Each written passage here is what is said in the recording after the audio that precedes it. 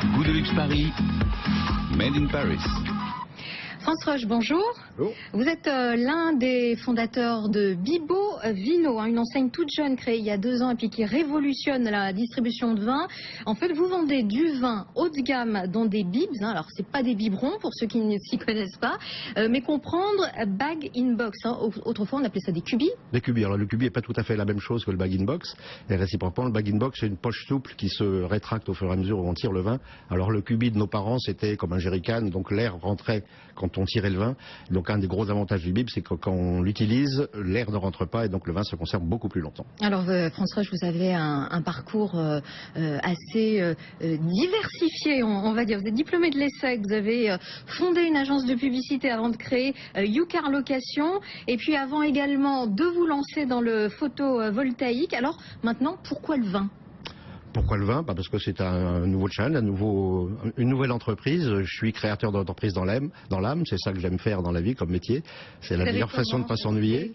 Alors l'idée, elle m'est venue d'un de mes amis qui est un des fondateurs et actionnaires de la société, tout simplement parce qu'il était consommateur de bib ou de cubi, mais il trouvait pas des vins de qualité, et on a eu l'idée de dire que comme ce marché se développe très vite, ça représente à peu près 35% du marché du vin en volume aujourd'hui, donc on n'a rien inventé. Acheter du vin en gros. Nous, on achète du vin en gros et on le met dans des bag in box, donc des bibs. Mais à la limite, c'est pas ça qui est très important parce que là, il n'y a pas d'innovation. Quand même, parce que c'est pas commun. Alors si, excusez-moi, le vin haut de gamme. Voilà, le vin, là, c'est ça. On dit du vin haut de gamme. Du vin haut de gamme dans des bag in box. Alors ça n'existait pas. Ça n'existait pas. pas. Donc, là, c'est l'originalité. Mais le packaging fait pas le produit. Ce qui est important, c'est qu'à l'intérieur de ces bibs, de ces bag in box, c'est soit des vins qui soient de qualité exceptionnelle qu'on trouve pas ailleurs. Ne fait pas de produit, mais tout le marketing est là. Et si le packaging n'attire pas le client, il n'y a pas Absolument.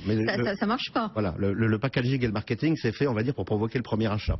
Oui. Ce qui compte, c'est que les clients reviennent. Et pour que les clients reviennent, il faut vraiment qu'on ait un produit qui fasse le trou par rapport à la concurrence, comme dans tous les business. Alors, il a bien fallu quand même arriver à convaincre des producteurs de vin, des vignerons. Bien sûr. Vous avez fait comment pour les convaincre, justement, de faire des vins haut de gamme et les vendre en bag in box ?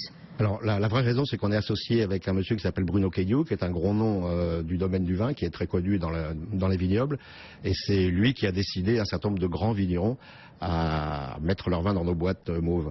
Et si on a des bons produits, c'est parce qu'on a des grands vignerons. Et si on a des grands vignerons, c'est qu'on a un grand œnologue. Voilà. Alors vous venez de réaliser une levée de fonds de 1 million d'euros. Qui a participé ? Alors d'abord les fondateurs, moi-même en premier, et puis un fonds qui s'appelle Capital et Digérants Partenaires, qui a la particularité d'être un fonds où il y a des gens, des entrepreneurs qui ont mis leur propre argent et qui investissent leur propre argent dans des sociétés auxquelles ils croient. Vous fixez quels objectifs avec cette levée de fonds ? On se fixe comme objectif déjà d'accélérer le développement. De quelle façon ? À l'international, sur territoire ? À l'international, en effet. On commence à attaquer le marché américain, ce qui n'est pas un marché facile. Non. On a des contacts en Chine déjà. On se développe en Europe. On a déjà ouvert des distributeurs et des boutiques en Belgique, en Israël. Donc oui, et tout ça, Vous voulez développer la franchise aussi ? Alors on n'est pas en franchise exactement, on est en licence de marque, ce qui n'est pas tout à fait la même chose. C'est quoi la différence entre les deux ? Alors c'est la même chose au sens où c'est un commerce en réseau, c'est-à-dire qu'il y a des entrepreneurs, on retrouve le mot entreprise, des entrepreneurs qui croient dans la marque et qui croient dans le projet, qui achètent la licence pour un territoire donné et qui distribuent de façon exclusive nos produits sur un territoire donné. C'est à peu près la même chose que la franchise, mais disons les obligations du licencié ou du distributeur exclusif sont un peu plus légères que dans un contrat de franchise, mais ça ressemble. Et en France, vous en avez combien de cette... On a 12 magasins ouverts aujourd'hui en France, donc plus 3 à l'étranger. Ça, c'est à date d'aujourd'hui. Et on en a 5 en cours d'ouverture, donc on sera à 20 magasins à la fin de l'année. À la fin de l'année. Et l'année prochaine, vous comptez en ouvrir combien à peu près ? Environ un par mois. L'idée, c'est d'en avoir 50 en France. Non, un par mois en France. Et après, l'international, c'est difficile de faire des prévisions. Il y a aussi également tout le côté e-commerce. Oui, on a un site internet qui fonctionne. Ça représente quelle part ? Très petite parce que notre concept, si on peut dire, c'est que le client goûte avant d'acheter. Oui. Il y a forcément un a priori un peu négatif sur le cubi, qui reste le mot employé. La vente, elle se fait parce que le client goûte et qu'il trouve ça très bon. Et donc ça, sur Internet, on n'a pas encore trouvé la solution pour faire goûter. Alors vous faites comment justement pour les attirer, ces clients, dans votre boutique? Il y a du marketing, comme vous avez dit, on fait de la publicité, on fait des relations publiques, on est très présent sur les réseaux sociaux, et puis on se positionne, nos magasins sont positionnés dans des endroits à fort passage, des centres-villes, près des marchés, et donc en effet, comme vous le disiez tout à l'heure, le client est attiré par ce marketing un peu nouveau, et il revient parce que c'est bon. Voilà. Mais pour une consommation plus personnelle? On vend aussi aux restaurants, aux traiteurs, aux agences. À ce moment-là, pour les verres au vin, parce que c'est pas pareil que d'acheter une bouteille de vin et de poser une bouteille de vin sur la table. Voilà, alors oui, on peut considérer que c'est moins chic. Nous, on vend des carafes à nos clients qui disent « Ah, mais j'ose pas mettre mon bib sur la table. » C'est quelle contenance, un bag-in-box? Ça fait 3 litres, c'est l'équivalent de 4 bouteilles. Et c'est beaucoup plus écologique, puisque dans un même emballage, qui est du carton, qui n'est pas du verre, on met beaucoup plus de vin, donc on divise le bilan carbone par rapport à la bouteille, on le divise par 6. Alors, combien de temps est-ce qu'on peut garder un vin? Plusieurs semaines. C'est-à-dire que c'est à partir du moment où il est ouvert. Oui. Et c'est ça la vraie différence avec la bouteille. Ça se conserve très longtemps. Est-ce que le vin vieillit de la même façon? Oui, il vieillit plus vite, mais il vieillit bien. Quand c'est des grands vins, évidemment, quand c'est des mauvais vins, le vin, au bout d'un moment, il va tourner, il va pas être bon. Pourquoi il vieillit plus vite? Il vieillit plus vite parce que la poche qui est à l'intérieur du carton est un petit peu poreuse. Le vin en bouteille vieillit par le bouchon, qui est lui-même un peu poreux, donc il y a des échanges qui sont avec l'atmosphère, l'oxygène.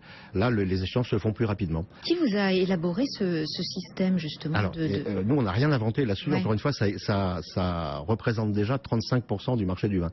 Et donc, la marque Bag-in-Box a été déposée par une société qui s'appelle Smurfit Kappa, qui vend, je crois, des centaines de millions de bibs dans le monde. En France, encore une fois, c'est 30-40 millions d'unités. On en vend 50 000 cette année. Donc, on est encore un petit poussé sur ce marché, mais par le haut. Voilà. C'est une marque déposée que vous avez achetée Non. Nous, on est Bibo Vino est une marque que nous avons déposée. Mais c'est Bag-in-Box. Bag-in-Box est une marque déposée par la société Smurfit Kappa. Donc après, c'est un contrat? Non. C'est un rapport de fournisseur à client. Comme leur client, comme le groupe Castel fait 14 millions de bibs dans l'année. Donc, de ce côté-là, encore une fois, l'emballage, on n'a rien inventé. Ce qui est nouveau, c'est que c'est bon. Ah d'accord, parce que ça sous-entend que les autres c'est pas bon. Disons que c'est souvent des vins industriels qui sont vendus en grande surface, donc c'est pas forcément la recherche de la qualité la plus exceptionnelle. Nous, on a un œnologue qui va chercher dans les vignobles. Vous travaillez avec des œnologues. Voilà, on en a un œnologue qui est très pointu, qui a un top gun du métier et qui va dénicher dans des petits vignobles des vins de vignerons. Oui, qui est opposé à des industriels. Bruno Quegnou. Bruno Quegnou, qui va et qui est associé. Voilà, qui est associé. Qui est la personne qui avait lancé et dirigé pendant très longtemps les caves Lafayette Gourmet. Rappelez-nous combien vous avez de producteurs pour faire tous vos vins? Une trentaine. Et vous proposez à peu près combien de vins? Entre 30 et 40. Entre 30 et 40 vins. Alors, du blanc, du rouge Bien sûr. Et de du toutes les régions de France. De toutes les régions. Le Bordeaux, la Bourgogne, la Loire. Que des vins français? Oui, pour l'instant. On regarde aussi des vins à l'étranger, en Espagne, en Italie. On va rester sur les vins de l'ancien monde, on va dire. Les vins de nouveau monde sont des vins un peu plus... Tous les vins argentins qui peuvent être un petit peu en vogue, ou les vins chiliens un peu plus tanniques, tout ça pour l'instant...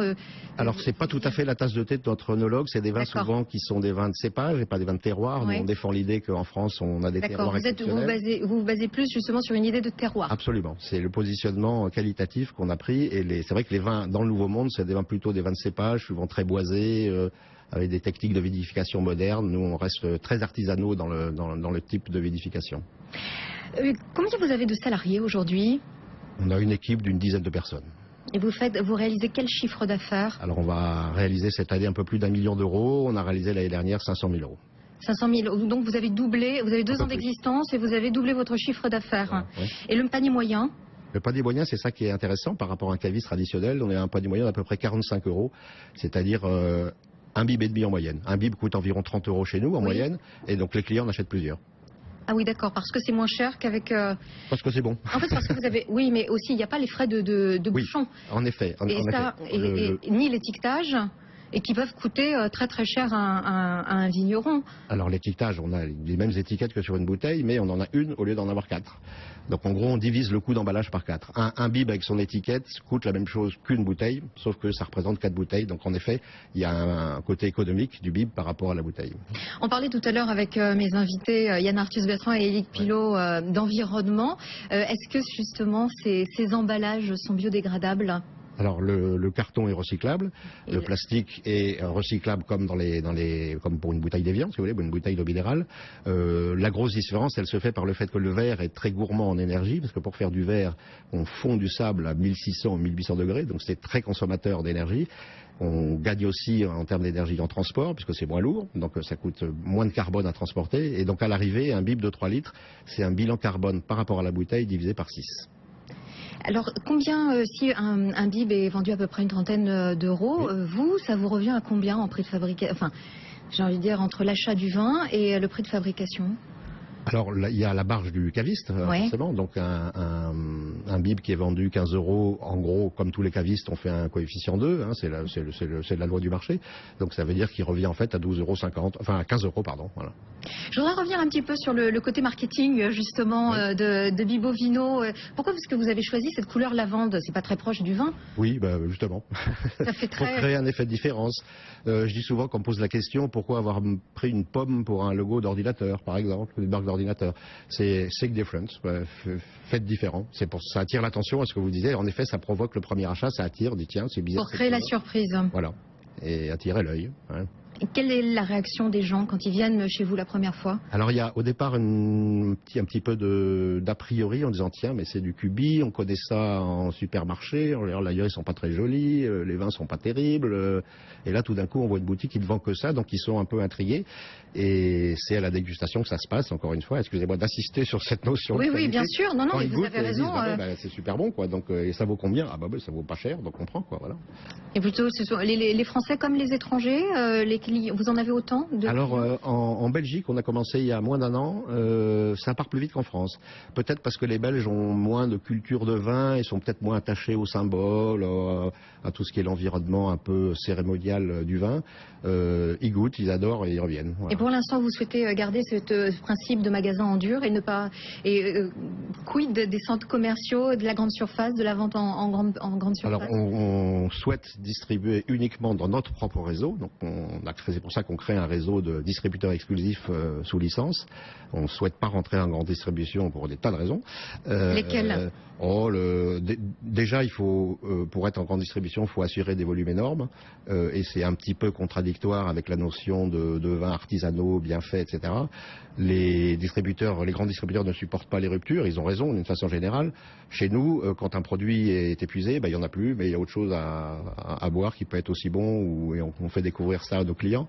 Voilà, puis on souhaite aussi valoriser la marque, et donc on valorise la marque quand on a un réseau à sa marque avec des jolies boutiques, des vendeurs ça permet d'avoir un échange avec le client aussi. C'est pas une vente anonyme, hein, c'est un client rentre, on lui fait goûter plusieurs vins et il choisit le vin qui lui plaît à lui, pas au vin qui plaît au caviste, ou pas sur l'étiquette en regardant dans un rayon, on regarde l'étiquette, on regarde le prix, on dit tiens je vais prendre ça, mais finalement on ne sait pas ce qu'on va acheter. Chez Bibo Vino, on sait ce qu'on va acheter, on n'est jamais déçu puisqu'on a choisi soi-même le vin qu'on a goûté. Merci Franz Rösch, l'un des fondateurs de Bibo Vino.